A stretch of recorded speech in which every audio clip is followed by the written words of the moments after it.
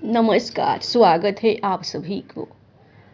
आज की विषय है वृंदावन के 3 मित्रों की एक सत्य कथा। ऐसा ही एक प्रसंग श्री धाम वृंदावन है। 3 मित्र थे जो युवा अवस्था में थे। तीनों वंग देश के थे। तीनों में बड़ी गहरी मित्रता थी। तीनों में से एक बहुत संपन्न परिवार का था, पर उसका मन श्री धाम वृंदावन में अटका था। एक बार संकल्प किया कि हम श्री धाम ही जाएंगे और माता पिता के सामने इच्छा रखी कि आगे का जीवन हम वहीं बिताएंगे, वहीं पर भजन करेंगे। पर जब वो नहीं माना तो उसके माता पिता ने कहा कि ठीक है बेटा, जब तुम वृंदावन पहुंचोगे तो प्रतिदिन तुम्हें 1 पाव चावल मिल जाएंगे, जिसे तुम पाकर खा लेना और भजन करना। जब उसके 2 मित्रों ने सुना तो वे बोले कि अगर तुम जाओगे तो हम भी तुम्हारे साथ वृंदावन जाएंगे। तो वो मित्र बोला कि ठीक है, पर तुम लोग क्या खाओगे? मेरे पिता ने तो ऐसी व्यवस्था कर दी है कि मुझे प्रतिदिन 1 पाव चावल मिलेगा, पर उससे हम तीनों नहीं खा पाएंगे। तो उनमें से पहला मित्र बोला कि तुम जो चावल बनाओगे उसमें जो मार निकलेगा मैं उससे जीवन यापन कर लूँगा। दूसरे मित्र ने कहा कि तुम जब चावल धोओगे तो उससे जो पानी निकलेगा तो उसे ही मैं पी लूँगा। ऐसे उन दोनों की वृंदावन के प्रति उत्कंठा थी। उन्हें अपने खाने पीने रहने की कोई चिंता नहीं है। तो जब ऐसी इच्छा हो तो समझना साक्षात राधा रानी जी की कृपा है। तीनों अभी किशोर अवस्था में थे। तीनों वृंदावन जाने लगे तो मार्ग में बड़ा परिश्रम करना पड़ा और भूख प्यास से तीनों की मृत्यु हो गई और वो वृंदावन नहीं पहुंच पाए। अब जब बहुत दिन हो गए तीनों की कोई खबर नहीं पहुंची तो घर वालों को बड़ी चिंता हुई कि उन तीनों में से किसी की भी खबर नहीं मिली। तो उन लड़कों के पिता ढूंढते ढूंढते वृंदावन आए, पर उनका कोई पता नहीं चला क्योंकि तीनों रास्ते में ही मर चुकी थी। तो किसी ने बताया कि आप ब्रजमोहन दास जी के पास जाओ, वे बड़े सिद्ध संत हैं।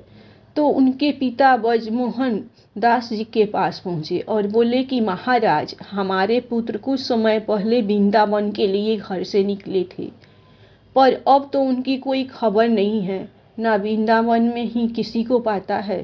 तो कुछ देर तक ब्रजमोहन दास जी चुप रहे और बोले कि आपके तीनों बेटे यमुना जी के तट पर परिक्रमा मार्ग में वृक्ष बनकर तपस्या कर रहे हैं।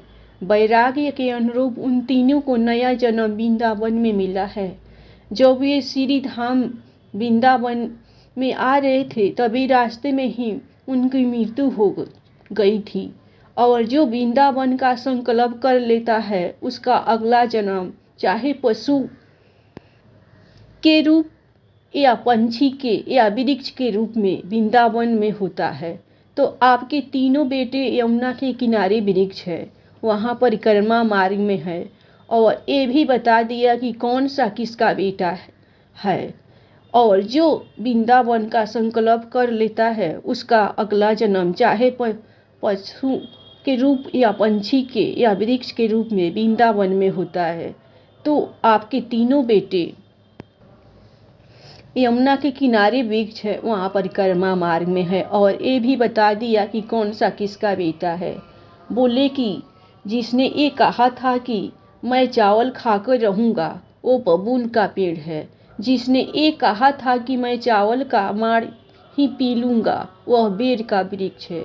जिसने ये कहा था कि चावल के धोने के बाद जो पानी बचेगा उसे ही पी लूँगा तो वो बालक अश्व का वृक्ष है। उन तीनों का ही वृंदावन में जन्म मिल गया। उन तीनों का उद्देश्य अभी भी चल रहा है, वो अभी भी तप कर रहे हैं, पर उनके पिता को यकीन नहीं हुआ। तो ब्रज मोहन जी उनको यमुना के किनारे ले गए और कहा कि देखो ये बबूल का वृक्ष है, ये बेर का और ये अश्वत्थ का पर उन लोगों के दिल में संकल्प की कमी नहीं थी, तो उनको संत की बातों पर यकीन नहीं किया, पर मुंह से कुछ नहीं बोले और उसी रात को वृंदावन में ही सो गए। जब रात में सोए तब तीनों के तीनों वृक्ष बने बेटे सपने में आए और कहा कि पिताजी, जो सुरमा कुंज के संत है श्री ब्रजमोहन दास जी, वो बड़े महापुरुष है, उनकी दिव्य दृष्टि है, उनकी बातों पर संदेह नहीं करना, वे झूठ नहीं बोलते हैं और ये राधा जी की कृपा है कि हम तीनों वृंदावन में तप कर रहे हैं। तो अब तीनों को विश्वास हो गया और ब्रज मोहन दास जी से क्षमा मांगने लगे कि आप हमें माफ़ कर दो, हमें आपकी बात पर संदेह हो गया था। सपने की पूरी बात बता दी तो ब्रजमोहन दास जी ने कहा कि इसमें आपकी कोई गलती नहीं है। तीनों बड़े प्रसन्न मन से अपने घर चले गए। प्रसंग एक संत ब्रजमोहन दास जी के पास आया करते थे।